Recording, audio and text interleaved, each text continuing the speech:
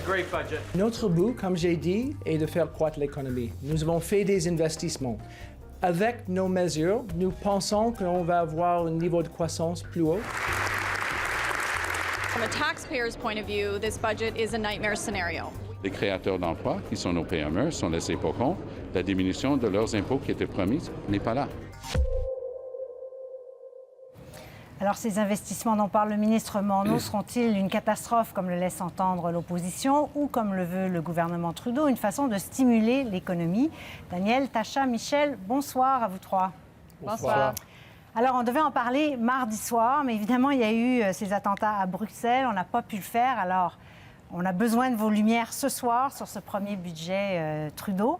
Daniel, quel est le message? S'il y avait un message à retenir de ce budget, qu'est-ce que vous retenez? Qu'il y a à Ottawa et au Canada un changement radical. Si vous aviez encore des doutes sur la fin des années Harper, il n'en reste plus aucun à la suite de ce budget. Le virage est complet, il est total. J'ai vu quelque part qu'au cours des 50 dernières années, le gouvernement le moins interventionniste qu'on a eu a été celui de Stephen Harper. Là, on vient d'aller carrément dans l'autre direction, intervention massive de ce gouvernement-là. Il y a le ton qui a changé aussi considérablement. Il y avait dans ce discours du budget plein de mots qu'on n'avait pas vus depuis une dizaine d'années. Environnement, notamment. Environnement, culture et plusieurs autres. Bref, bienvenue dans les années dites ensoleillées Trudeau. Tasha, alors, il y a quelque chose qui me dit que vous n'avez pas trop apprécié ce budget. Est-ce que je me trompe? C'est comme un retour aux années 70, honnêtement. Là. C'est emprunter, dépenser, répéter. Voilà. C'est l'interventionnisme qui revient, comme Daniel l'a dit. Le gouvernement, c'est l'ami de tout le monde, mais pas complètement tout le monde. On voit que dans certains départements, comme la Défense, par exemple, il y a des coupures qui ont été faites, des dépenses qui ne vont pas être faites, parce que justement, autrement, le gouvernement aurait franchi le seuil du 30 milliards. Ils ont jugé que 29 milliards, c'est pas si pire, mais reste à voir si les Canadiens ont la même opinion.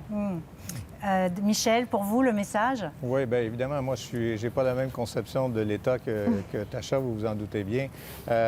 Moi, je ne pense pas que le rôle de l'État ou d'un gouvernement, c'est de se faire le plus petit possible. Je pense qu'il est là pour intervenir, et non seulement dans l'économie, mais aussi un rôle important, c'est dans la redistribution de la richesse. Et là, M. Trudeau renoue avec une tradition canadienne qui avait disparu sous M. Harper. Il y a beaucoup de transferts aux personnes qui visent à égaliser un peu les chances. Qu'on parle de l'impôt sur le revenu, l'allocation universelle, les sommes qui sont consacrées aux Autochtones, les chômeurs, etc. Il y a une part des nouveaux investissements qui va à cette répartition-là et ça me semble une excellente nouvelle. Oui, Daniel, on parlait de ce déficit, donc 30 milliards de dollars. Maintenant, on a le chiffre. Enfin, on n'attendait pas tout à fait 30 milliards. Tasha a raison. Un peu plus, 29 milliards et quelques millions. Mais est-ce que ça peut relancer l'économie? En fait, est-ce que ça peut marcher, ce plan? Écoutez, il y a deux théories qui s'affrontent régulièrement là-dessus. Quand on est en récession, ça peut aider beaucoup. Le problème, c'est qu'on n'est pas en récession en ce moment. Il y a beaucoup de gens qui disent aussi que c'est de l'argent jeté par les fenêtres, que ça ne donne rien. La condition qu'on pose souvent, c'est de dire, bon, oui, vous allez dépenser des milliards. Assurez-vous que ce que vous allez faire, ce n'est pas des trucs d'une journée, mais des projets qui vont servir la communauté pendant plusieurs années. On nous dit aussi longtemps que le ratio dette-déficit est positif ou en décroissance. Il n'y a pas lieu de s'inquiéter. Le Canada est très, très, très près là, de l'égalité des deux. Donc ça peut devenir inquiétant si l'économie chute le moindrement. Et rappelez-vous, au cours de toutes ces années, Trudeau père, Brian Mulroney, ça a pris un temps fou à revenir au déficit zéro, à éliminer les déficits. Jean Chrétien a réussi à le faire. Les provinces vous diront qu'il a pelleté à peu près tous ses problèmes dans leur cours. Donc, c'est un pari risqué que fait Justin Trudeau. Oui, risqué, Tasha, le pari? Oui, et justement, là, le message qu'il envoie aux provinces maintenant, c'est, bon, vous n'avez peut-être pas besoin d'équilibrer non plus. Pourquoi est-ce qu'il se sentirait obligé de le faire si le fédéral ne le fait pas? On voit déjà en Alberta, ils disent non, on n'a pas de vision de budget équilibré, on ne sait pas quand ça va se passer. En Ontario, on l'attend toujours. Et pour ce que Michel a dit, je ne suis pas d'accord. Oui, il y a beaucoup de transferts à la classe moyenne, les familles. Il y avait déjà des transferts sous M. Harper, mais oui, c'est plus sous M. Trudeau. Mais il y a plus de transferts à des agences, à des fonds ou pour des entreprises vertes ou quoi que ce soit, où les libéraux vont les distribuer très généreusement, certainement aux compagnies et aux individus qui sont favorables à eux, qui vont mettre sur tous ces comités et ces agences. Alors, moi, je vois ça plus comme la largesse de l'État, mais pas à l'individu canadien. Oui, mais est-ce qu'il n'y a pas, Tasha, quand même, quand on redonne de l'argent, par exemple, aux familles qui sont les plus démunies, par ces allocations familiales, est-ce que ça ne va pas stimuler, ça va leur permettre peut-être de dépenser un peu plus ou de financer l'éducation de leurs enfants? Est-ce que c'est pas un aspect positif quand même? Oui, bien, écoute, l'aspect positif pour les familles, j'en doute pas, c'est sûr qu'ils recevraient plus. Si vous gagnez plus de 40 000 vous recevrez une allocution plus grande que sous M. Harper et certains autres aussi. Il y a une coupure d'impôts pour la classe moyenne, mais on voit en même temps qu'il y a des milliards de dollars qu'on n'a pas parlé de ça pendant la campagne. On n'avait pas de chiffres là-dessus. Donner de l'argent à l'ONU, 1 milliard de dollars pour les réfugiés syriens. On est bien pour les accueillir, mais on n'a pas donné ce chiffre-là. Alors, il y a plein de dépenses qui n'ont pas été promis. Michel, il y a quand même des choses qui sont... Enfin, il reste des choses à définir. Là. On parle, par exemple, de cet argent qui va être donné pour les infrastructures. On voit déjà un peu, ça se tiraille déjà à Québec pour savoir est-ce que c'est le gouvernement du Québec, quelles sont les villes qui vont recevoir cet argent. Ça va créer quand même... Il y a des choses à clarifier, là, non?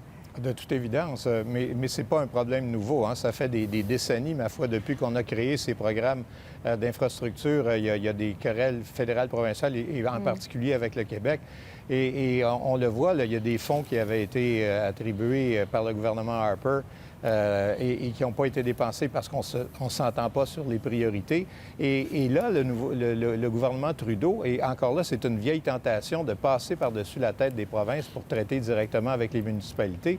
Le gouvernement Trudeau dit, écoutez, ces fonds-là, là, on vous donne une semaine là, pour nous donner vos projets, sinon on envoie ça directement aux municipalités. Alors ça, c'est pas clair du tout là, quelles vont être les modalités, comment vont s'exercer les priorités, qui va déterminer en bout de ligne quels vont être les projets qui vont être retenus. Et dans le fond, c'est un problème qui... On parle des infrastructures, mais cette querelle de compétences-là existe dans tous les secteurs de compétences provinciales où l'État fédéral décide d'intervenir. Alors, ce n'est qu'une autre des nombreuses facettes du merveilleux monde des relations fédérales provinciales canadiennes. Oui. Daniel, en même temps, s'il voulait tenir ses promesses, le gouvernement libéral n'avait pas tellement le choix d'y aller avec ce déficit-là. Oui, il est allé généreusement, disons-le. Il y a certaines promesses qu'il aurait pu retarder. On n'aurait pas tenu rigueur, j'en suis convaincu, comme sur le nombre des réfugiés.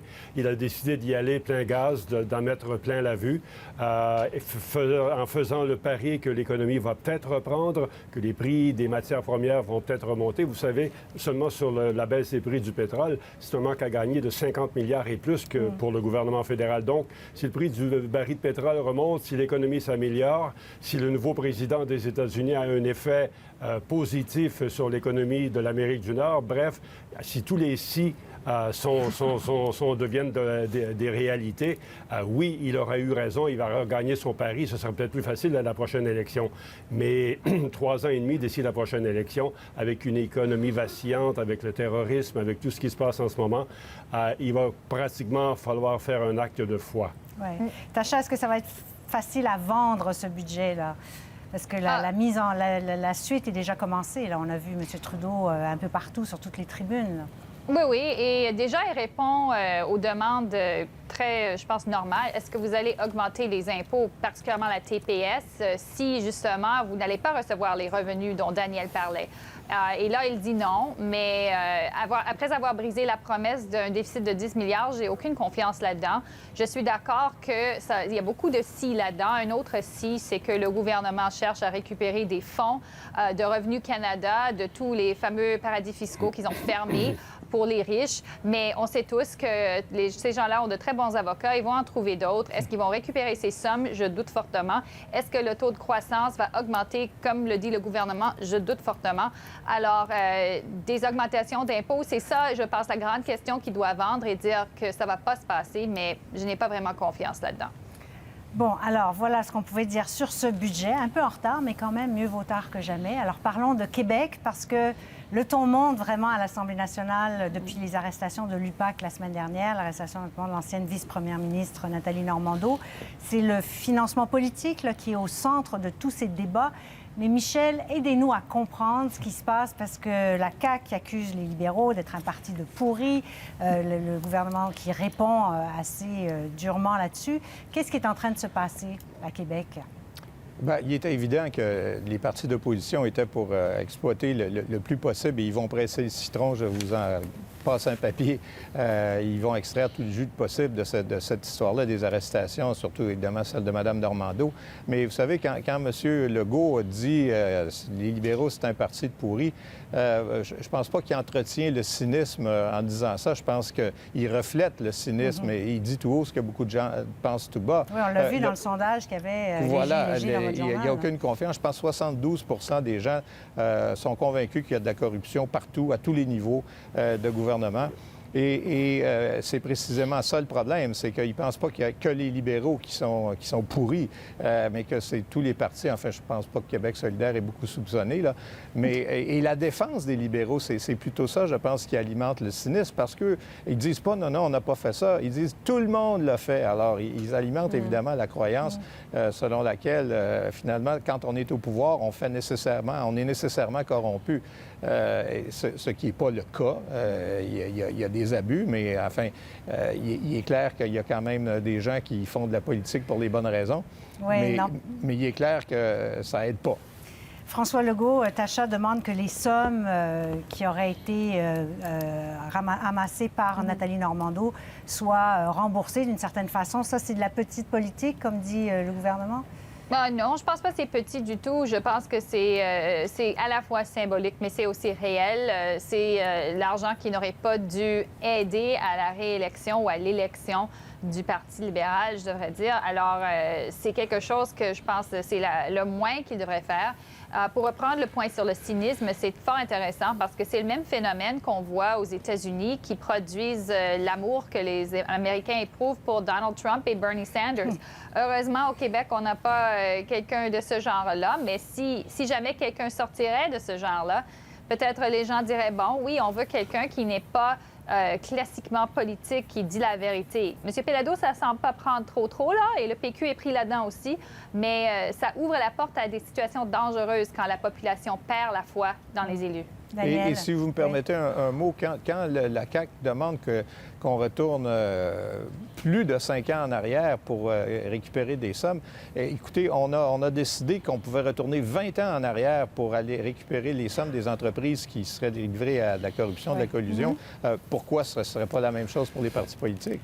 Daniel, il nous reste 20 secondes. Elles sont à vous.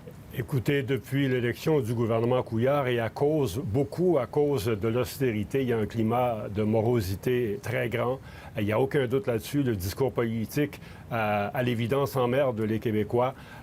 Moi, je dis, bon, oui, il y a un cynisme. Oui, ils sont désespérés des 3 partis, des 4 partis. Mais quand c'est le temps de voter. On l'a vu avec la dernière élection fédérale. Ils ont voté pour le gouvernement Trudeau. Et dans le dernier sondage, c'est au Québec où le gouvernement Trudeau est le plus populaire. Alors, il y a encore des côtés positifs. Il ne faut pas désespérer. Merci, Daniel, de votre sagesse, comme toujours. Merci beaucoup à vous 3. À la semaine prochaine. Bye bye. Au revoir.